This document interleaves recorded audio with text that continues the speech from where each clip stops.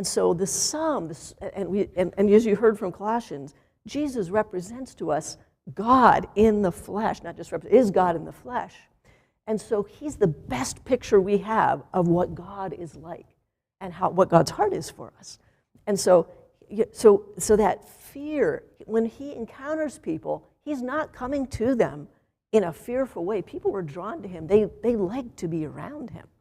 And so there's this love ethic that feels different, even viscerally, when I live in this kind of space. But instead, the writer of Hebrews says, in contrast, he doesn't say you will be called to Mount Zion. It says you have now already been called to Mount Zion. And in Mount Zion, just to look at the language here, Mount Zion, it's not just the fruition of the new covenant in Jesus, but it is a different way. It's a different way of living in relationship with God.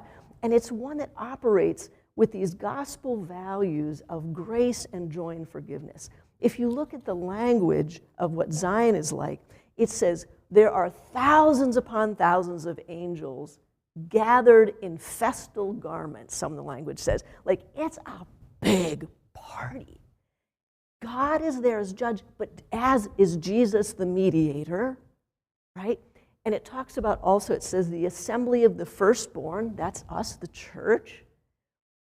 God the judge, Jesus the mediator, the spirits of the righteous made perfect, which generally people who study the scriptures say that is the people in the Old Testament who are righteous, who are then fully redeemed in Christ.